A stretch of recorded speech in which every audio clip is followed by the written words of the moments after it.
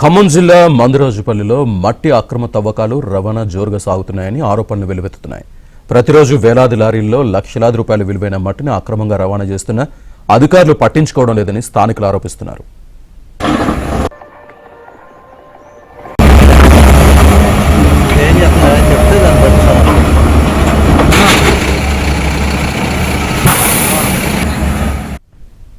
కొందరు గుత్తేదారులు ప్రభుత్వ భూముల్లో ఎలాంటి రుసుము చెల్లించకుండా అధికారుల్ని రాజకీయ నాయకుల్ని ప్రసన్నం చేసుకుని తమకు ఎదురే లేదన్న ధోరణిలో వ్యవహరిస్తున్నారన్న ఆరోపణలున్నాయి.